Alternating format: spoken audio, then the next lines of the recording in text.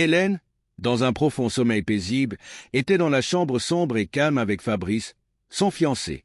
C'était leur première nuit ensemble chez lui, un moment dont elle rêvait depuis des semaines.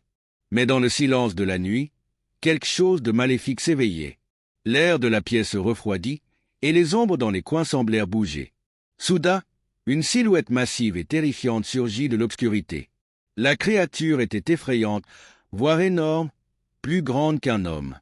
Sa peau semblait craquelée et rugueuse, ses yeux luisaient comme des braises, sa bouche, tordue en un rictus cruel, dévoilait des crocs acérés. Un long poil sombre descendait jusqu'à ses pieds, et son entrejambe était d'une taille monstrueuse. La respiration d'Hélène s'accéléra, comme si elle percevait sa présence, même endormie. La créature s'approcha du lit à pas lourds et silencieux, son ombre couvrant le frêle corps d'Hélène. Elle resta un instant au-dessus d'elle avant de monter sur le lit. Hélène le sentit aussitôt, un poids l'écrasait, envahissant ses rêves et la plongeant dans un état terrifiant, semi-conscient. Hélène voulait hurler, le repousser, mais son corps refusait d'obéir. Ses membres étaient paralysés, sa voix étouffée, comme si une main invisible lui serrait la gorge. La créature commença à la posséder, son toucher bouleversant. Au fond d'elle, Hélène savait que c'était mal, qu'elle devait lutter, mais une part sombre et interdite appréciait la sensation. Un plaisir inconnu, mais accompagné d'une force suffocante et surnaturelle, la terrifiait. Elle gémissait, les larmes aux yeux, tiraillée entre l'envie de fuir et le sentiment d'être piégée. Soudain, Hélène ouvrit grand les yeux et poussa un cri d'effroi qui résonna dans la pièce. Fabrice, réveillé en sursaut, bondit du lit, paniqué, le cœur battant. « Que se passe-t-il » demanda-t-il, la voix tremblante. Il regarda Hélène, assise droite, tremblante, le visage trempé de sueur. Ses yeux affolés parcouraient la pièce. Il était là, Altathéel, serrant le drap contre sa poitrine. « Qui ? De quoi parles-tu » demanda Fabrice, confus. La confusion et l'inquiétude se lisaient sur son visage. La voix d'Hélène était à peine audible. Le monstre, il était là. Fabrice fronça les sourcils, perplexe. « Quel monstre, Hélène ? De quoi parles-tu » Elle pointa les ombres du coin, tremblante. « Il est venu ?» Sa voix s'éteignit, fixant le lit. Fabrice suivit son regard et ce qu'il vit lui glaça le sang. La culotte de Hélène était baissée jusqu'à ses genoux, et les draps étaient trempés sous elle. L'humidité n'était pas que de la sueur. Le cœur de Fabrice cognait dans sa poitrine, l'effroi l'envahissant. « Quoi ? Qu'est-ce que c'est » balbutia-t-il en s'éloignant du lit. Hélène tenta d'expliquer, ses mots se bousculant frénétiquement. « Ce n'est pas ce que tu crois. Il vient à moi dans mes rêves. Je ne sais pas comment l'arrêter. J'ai essayé. Fabrice, vraiment, mais je n'y arrive pas. » Fabrice l'interrompit, tremblant. « Tu veux dire qu'un monstre te fait ça, et tu ne peux rien y faire » Hélène, en larmes, répondit. « Fabrice, je te jure, je n'ai pas choisi ça. Je ne veux pas de ça. Je ne peux pas. » Fabrice passa ses mains dans ses cheveux. « Je ne peux pas être avec quelqu'un qui est hanté comme ça. C'est trop pour moi. Tu as besoin d'aide, Hélène, mais je ne peux pas t'aider. » Le cœur d'Hélène se brisa. « Non, Fabrice, ne me quitte pas, je t'en prie. On peut trouver une solution ensemble. Je vais trouver un moyen de l'arrêter. S'il te plaît, ne pars pas. » Mais Fabrice secoua la tête, pâle et résolu. « Je ne peux pas. Je ne peux pas rivaliser avec ça. Désolé, Hélène. Tu dois partir. » Hélène, flottante, ramassa ses affaires. Elle se tourna vers Fabrice une dernière fois, espérant qu'il change d'avis, mais il l'ignora. En sortant dans l'air froid de la nuit, Hélène fut submergée par le désespoir. Les rues étaient vides, silencieuses, sauf pour le bruit de ses pas. Elle serra son sac, l'esprit en ébullition. « Je dois l'arrêter, » murmura-t-elle. « Je ne peux plus le laisser contrôler ma vie. Je m'en fiche à quel point j'aime ça. J'ai besoin de ma liberté. » Mais au fond, elle savait que le monstre n'était pas juste dans ses rêves. Elle savait qu'il était en elle, une présence sombre encore incomprise. Cette pensée la fit frissonner. S'enfonçant dans l'obscurité, déterminée mais incertaine, elle se promit de le vaincre un jour. Hélène rentra en trombe, le visage baigné de larmes, le cœur lourd de chagrin. Elle franchit la porte et courut vers sa grand-mère, s'effondrant à ses pieds. « Mamie, C'est arrivé encore, sanglota-t-elle, la voix tremblante, les joues ruisselantes.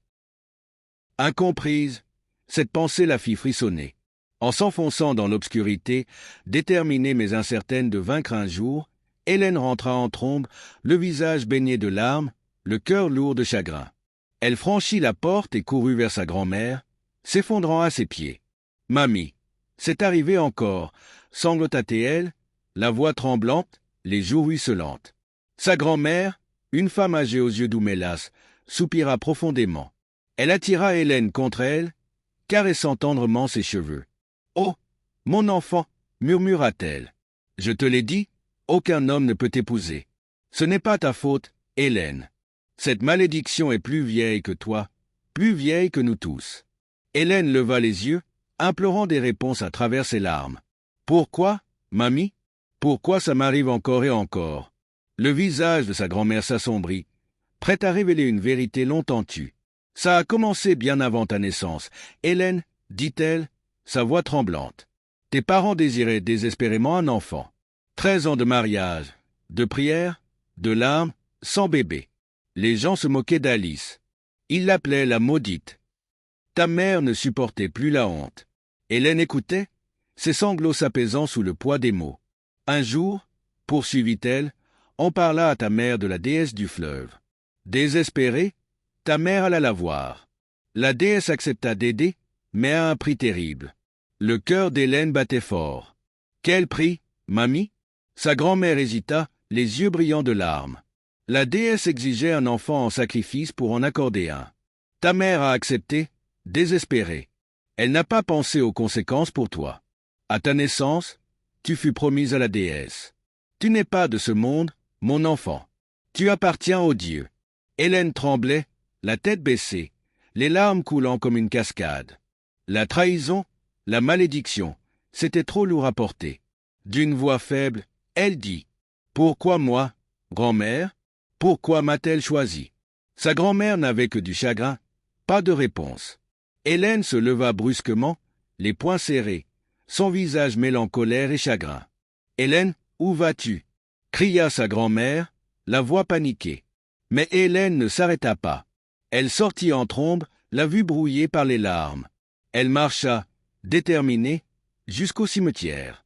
La tombe de sa mère était là, silencieuse. Hélène s'agenouilla, tremblant de rage et de chagrin. « Pourquoi, mère ?»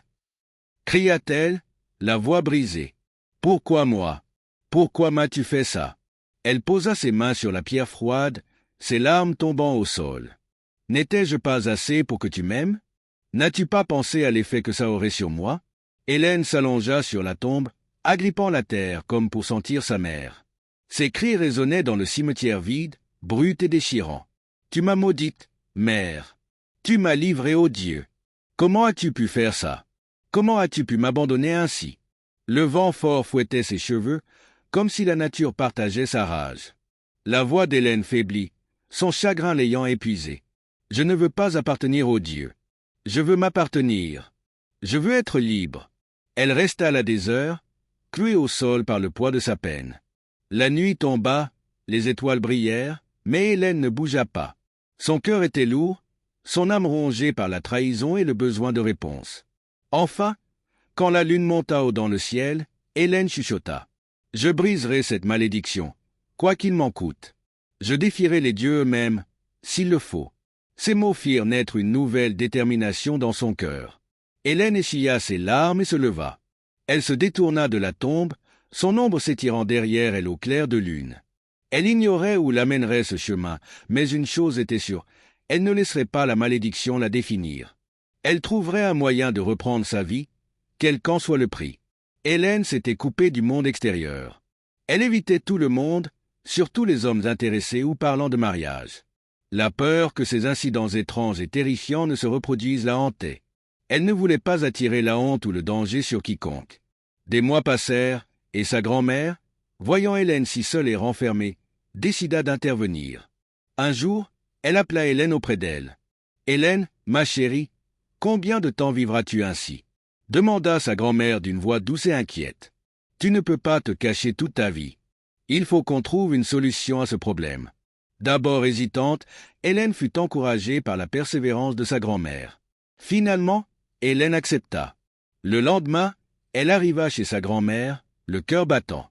Elles partirent voir un puissant guérisseur réputé pour briser les malédictions. La route vers le sanctuaire était lugubre. Le sentier était calme, bercé par le bruissement des feuilles et les chants d'oiseaux. Hélène avait la nausée en marchant, l'esprit rempli de questions. Cela allait-il vraiment marcher? Pourrait-elle enfin être libre? À leur arrivée, l'air semblait lourd, comme si les esprits les observaient. Le guérisseur, un vieil homme ridé aux yeux perçants, était assis en tailleur sur une natte, entouré d'objets étranges, des os, des plumes et des morceaux de peau aux airs mystérieux. Hélène et sa grand-mère s'agenouillèrent devant lui, et la grand-mère expliqua tout, l'époux spirituel d'Hélène, les visites étranges, les rêves et la malédiction qui la liait. Le guérisseur écoutait en silence, son expression indéchiffrable. Enfin, il parla. « Ce n'est pas un problème ordinaire, dit-il d'une voix grave et autoritaire. Celui qui détient le lien d'Hélène est puissant. Pour briser cette malédiction, elle doit aller voir le prêtre du sanctuaire où elle fut vouée enfant. Lui seul a le savoir pour la libérer de cet esprit. » Hélène sentit son cœur manquer un battement. L'idée d'aller au sanctuaire l'effrayait, mais les mots du guérisseur lui donnaient un espoir. « Si j'y vais, demanda-t-elle hésitante, serais-je vraiment libre? » Le guérisseur hocha la tête. « Oui, mais sois prête à affronter l'esprit et à endurer les épreuves à venir. Briser un tel lien ne sera pas facile. » La grand-mère d'Hélène remercia le guérisseur, et elles rentrèrent chez elle. En marchant, Hélène ressentait un mélange de peur, d'espoir et d'émotions plus sombres. Au fond, elle ne cessait de penser à son mari spirituel. Il avait toujours été un mélange de terreur et de plaisir dans sa vie. Elle se rappelait l'intimité intense d'être consumée par une force si puissante. Son toucher était unique, sa présence la bouleversait, mais la fascinait aussi. Hélène secoua la tête, essayant de chasser ses pensées. « Non, se dit-elle fermement, je ne peux plus vivre comme ça. Je mérite d'être libre, même si je dois renoncer au plaisir du monde spirituel. » Arrivée chez sa grand-mère, elle s'arrêta à la porte. « Mamie, dit-elle doucement, je vais le faire. J'irai au sanctuaire. Je veux ma liberté. » Sa grand-mère lui prit les mains avec un sourire rassurant. « Tu es forte, ma fille. Je sais que tu peux y arriver. Aucun esprit n'est plus fort que ta volonté de vivre libre et heureuse. » Cette nuit-là, Hélène resta éveillée, fixant le plafond. Son cœur était lourd, ses pensées tourbillonnaient. L'idée d'affronter l'esprit la terrifiait, mais elle refusait de céder à la peur. « Je me battrai pour ma vie, » chuchota-t-elle, même face aux dieux. Le jour arriva où elle devait visiter le sanctuaire de son enfance. Effrayée et incertaine, sa grand-mère lui tenait la main pour l'encourager. « Ce voyage sera dur, mais il en vaudra la peine, » dit sa grand-mère. Elles partirent à l'aube vers un village lointain, niché dans la forêt. Le chemin étroit était bordé d'arbres qui semblaient les envelopper. Des sons étranges résonnaient dans la forêt, feuilles bruissantes, cris d'animaux lointains et craquements de branches. Hélène serrait fort la main de sa grand-mère, sa peur grandissant à chaque pas. Enfin, elles arrivèrent. Le sanctuaire se dressait devant elle, sombre et menaçant. Ses murs étaient gravés de visages effrayants, et l'air semblait lourd, comme si la forêt retenait son souffle. Une fumée rouge s'élevait vers le ciel, et d'étranges symboles couvraient le sol. Hélène frissonna, un frisson chaud lui parcourant l'échine. C'était la même sensation troublante que lors des visites nocturnes de son mari spirituel. Une part d'elle y trouvait un réconfort tordu, l'autre voulait fuir, loin, très loin. Elle sentit ses larmes monter lorsque ses yeux captèrent un mouvement. Une ombre bougea dans un coin sombre de la hutte. Hélène retint son souffle. Quand la silhouette apparut dans la lumière vacillante, son estomac se noua et un cri monta dans sa gorge. Ce n'était pas le guérisseur indigène qu'elle avait imaginé. Ce n'était même pas humain. Un vieux nain bossu à la peau ridée et aux yeux cruels se tenait devant elle. Son rictus dévoilait des dents jaunies, et ses doigts osseux s'étirèrent vers elle. « Viens, enfant !» grinça-t-il d'une voix semblable au froissement des feuilles mortes. Hélène resta d'abord figée de terreur, incapable de bouger. Mais lorsque ses doigts effleurèrent son bras, un cri d'effroi jaillit de sa gorge. L'adrénaline monta en elle, et elle s'enfuit, abandonnant ses affaires derrière elle. La forêt semblait sans fin. Son cœur battait à tout rompre. Les branches griffèrent sa peau, mais elle courut sans s'arrêter, jusqu'à apercevoir enfin sa maison au loin. Hélène s'enferma chez elle pendant des jours, refusant toute visite. Elle évitait même les miroirs, de peur d'y voir son mari esprit derrière elle. Elle cessa de sourire, de rêver à une vie d'amour. Quand des garçons l'approchaient, elle se détournait froidement. Non, disait-elle avant qu'il ne puisse parler. La nuit, blottie contre son oreiller, elle pleurait en silence. Le mari esprit hantait ses rêves, mais elle se jurait de ne jamais retourner au sanctuaire. Elle avait choisi sa souffrance plutôt que de retomber entre les mains du nain hideux. Hélène jura de vivre seule, son cœur verrouillé à jamais, prisonnière d'une bataille qu'elle pensait perdue d'avance. Un après-midi ensoleillé, alors qu'elle sortait d'une petite épicerie avec un panier plein de légumes et de pain, un homme au sourire radieux l'aborda. « Je ne peux m'empêcher de remarquer votre beauté, » dit-il doucement, sa voix chaleureuse comme un rayon de soleil. Le visage d'Hélène se durcit. Elle se détourna brusquement, murmurant « Laissez-moi tranquille. » Mais l'homme ne renonça pas. « Je m'appelle Landry, » dit-il en marchant à ses côtés. « Je veux juste faire votre connaissance, pas vous déranger. » Elle s'arrêta et lui fit face, le regard glacé. « Laissez-moi tranquille, » cria-t-elle, sa voix résonnant dans la rue. Landry recula, les mains levées en signe d'excuse. « Désolé, » dit-il doucement. « Je ne voulais pas vous contrarier. » Elle s'éloigna rapidement, le cœur battant. Elle ne voulait parler à personne, lui y compris. Pourtant, au fond d'elle, une petite voix s'interrogeait. Pourquoi ne partait-il pas? Landry, pourtant, persista. Il revint au magasin le lendemain et le jour d'après. Chaque fois qu'il la croisait, il lui souriait simplement. Un jour, il déposa son en-cas préféré devant sa porte. Une autre fois, il laissa un mot « Bonne journée à vous ». Hélène leva les yeux au ciel, mais, en secret, elle sourit. Les mois passèrent, et la ténacité de Landry commença à fissurer son armure. La nuit, elle pensait à lui malgré elle. Pourquoi s'accrochait-il tant? Elle secouait la tête, murmurant « Non, je ne peux pas le laisser entrer ». Un soir, Landry vint à nouveau chez elle, portant un panier rempli de cadeaux. Hélène regarda par la fenêtre, le vit et verrouilla la porte. « Va-t'en » cria-t-elle de l'intérieur. Mais Landry ne bougea pas. Il s'assit sur le perron. La nuit tomba, l'air fraîchit, mais il resta là, fredonnant un air en regardant les étoiles. À minuit, Hélène crut qu'il était parti. Elle ouvrit la porte pour vérifier. Il était toujours là, fatigué, mais déterminé. « Tu es fou, tu le sais ?» dit-elle, soupirant. « Peut-être, » répondit-il avec un sourire. « Mais fou de toi. » Un rire échappa à Hélène malgré elle. Finalement, elle le laissa entrer. Ce fut la première fois qu'ils discutèrent vraiment. Landry tentait de la comprendre, mais elle resta discrète sur son passé. « Je ne peux pas sortir avec toi, » dit-elle, « mais on peut être amis. » Landry accepta, même si son cœur en espérait plus. Les semaines se changèrent en mois. Ils devinrent inséparables, partageant des rires, des histoires et des promenades. Pourtant, Hélène gardait toujours une barrière émotionnelle entre eux. Un jour, Landry l'emmena dans un restaurant chaleureux. Tandis qu'il bavardait, il devint soudain sérieux. Il prit doucement sa main dans la sienne. « Hélène, » dit-il, « j'ai quelque chose à te dire. » Son cœur battit plus fort. « Je veux t'épouser, » poursuivit-il. « Je ne suis pas là pour jouer ou te blesser. Je t'aime et je veux passer ma vie avec toi. » Les yeux d'Hélène s'embuèrent. Elle retira brusquement sa main et se leva. « C'est ce qu'ils disent tous !» cria-t-elle. « J'ai déjà entendu ça, et ça n'a apporté que de la douleur. » Landry se leva aussi, inquiet. « Hélène, s'il te plaît, » dit-il. « Je ne suis pas comme eux. Laisse-moi te le prouver. » Elle hésita, le cœur tiraillé entre sa peur et l'espoir, point les larmes coulant sur son visage.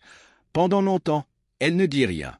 Puis, d'une voix tremblante, elle commença son récit.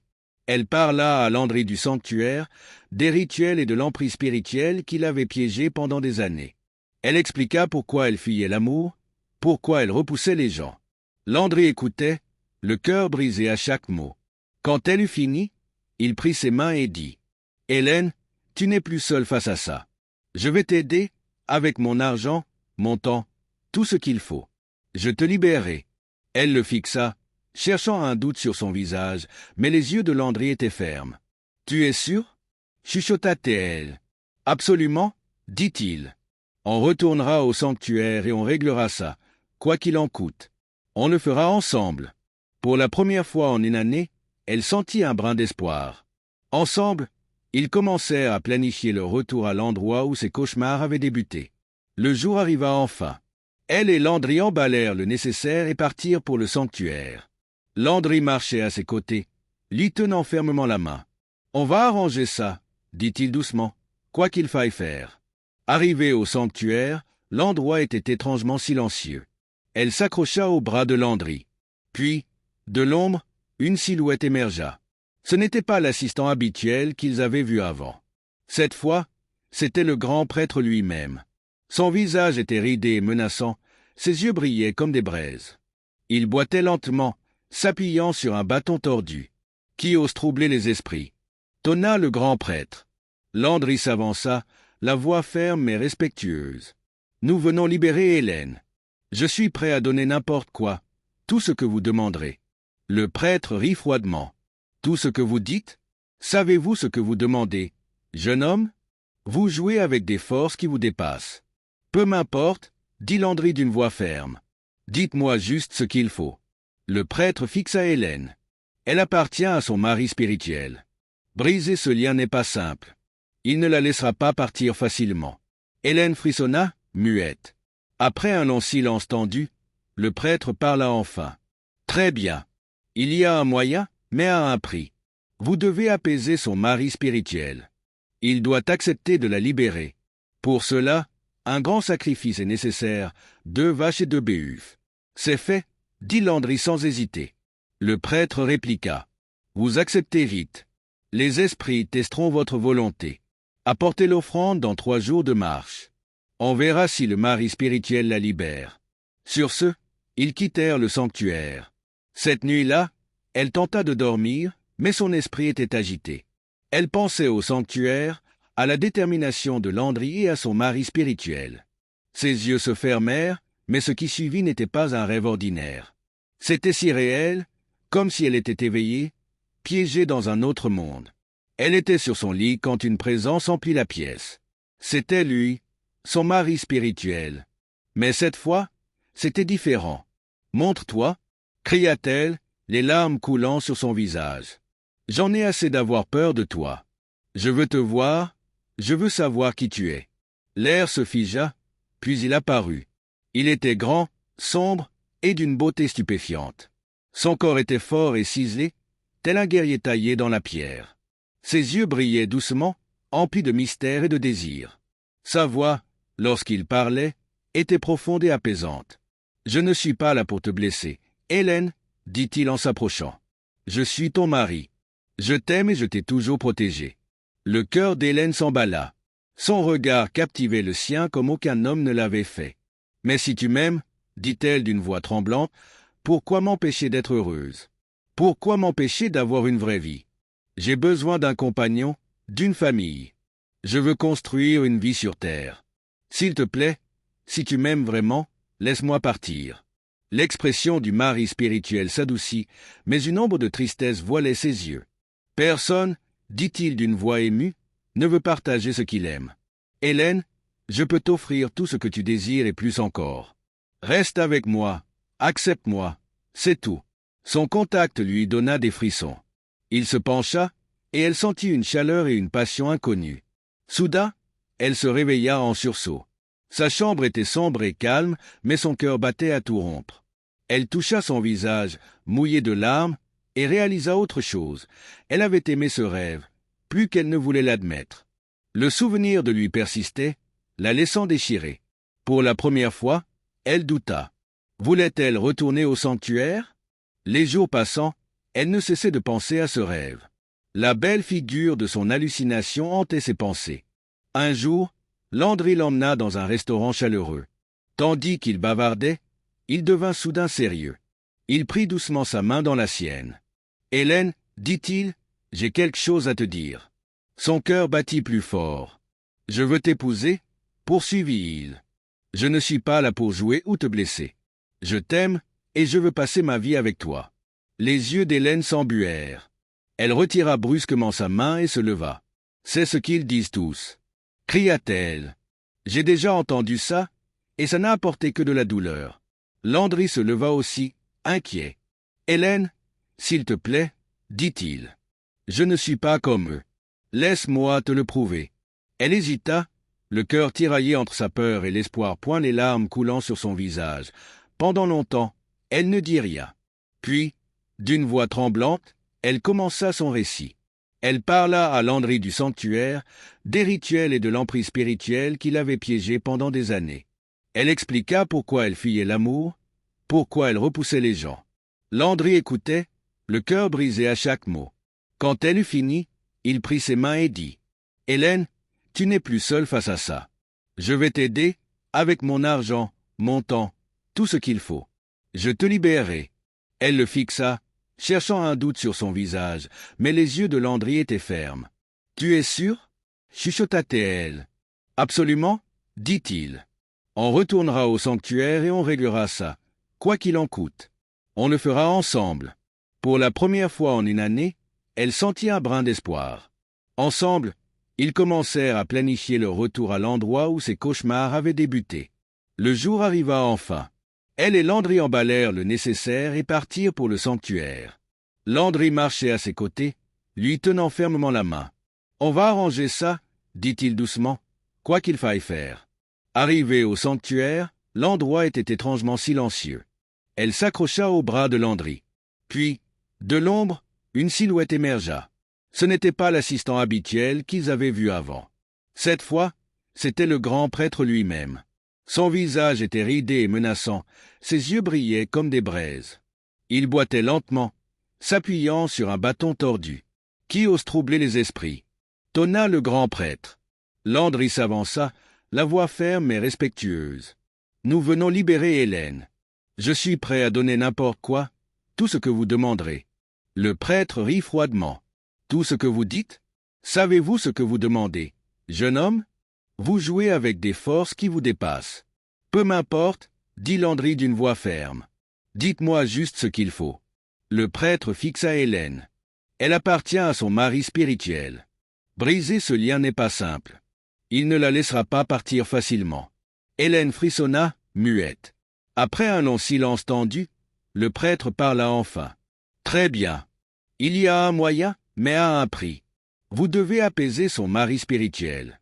Il doit accepter de la libérer. Pour cela, un grand sacrifice est nécessaire, 2 vaches et 2 béhufs. »« C'est fait ?» dit Landry sans hésiter. Le prêtre répliqua. « Vous acceptez vite. Les esprits testeront votre volonté. Apportez l'offrande dans 3 jours de marche. On verra si le mari spirituel la libère. » Sur ce, ils quittèrent le sanctuaire. Cette nuit-là, elle tenta de dormir, mais son esprit était agité. Elle pensait au sanctuaire, à la détermination de Landry et à son mari spirituel. Ses yeux se fermèrent, mais ce qui suivit n'était pas un rêve ordinaire. C'était si réel, comme si elle était éveillée, piégée dans un autre monde. Elle était sur son lit quand une présence emplit la pièce. C'était lui, son mari spirituel. Mais cette fois, c'était différent. « Montre-toi » cria-t-elle, les larmes coulant sur son visage. « J'en ai assez d'avoir peur de toi. Je veux te voir, je veux savoir qui tu es. » L'air se figea, puis il apparut. Il était grand, sombre et d'une beauté stupéfiante. Son corps était fort et ciselé, tel un guerrier taillé dans la pierre. Ses yeux brillaient doucement, emplis de mystère et de désir.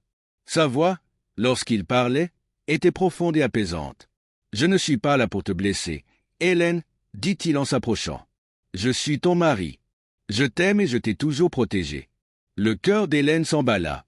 Son regard captivait le sien comme aucun homme ne l'avait fait. « Mais si tu m'aimes, » dit-elle d'une voix tremblante, « pourquoi m'empêcher d'être heureuse? Pourquoi m'empêcher d'avoir une vraie vie? J'ai besoin d'un compagnon, d'une famille. Je veux construire une vie sur terre. S'il te plaît, si tu m'aimes vraiment, laisse-moi partir. » L'expression du mari spirituel s'adoucit, mais une ombre de tristesse voilait ses yeux. « Personne, » dit-il d'une voix émue, « ne veut partager ce qu'il aime. Hélène, je peux t'offrir tout ce que tu désires et plus encore. Reste avec moi, accepte-moi, c'est tout. Son contact lui donna des frissons. Il se pencha, et elle sentit une chaleur et une passion inconnues. Soudain, elle se réveilla en sursaut. Sa chambre était sombre et calme, mais son cœur battait à tout rompre. Elle toucha son visage, mouillé de larmes, et réalisa autre chose. Elle avait aimé ce rêve, plus qu'elle ne voulait l'admettre. Le souvenir de lui persistait, la laissant déchirer. Pour la première fois, elle douta. Voulait-elle retourner au sanctuaire? Les jours passant, elle ne cessait de penser à ce rêve. La belle figure de son hallucination hantait ses pensées.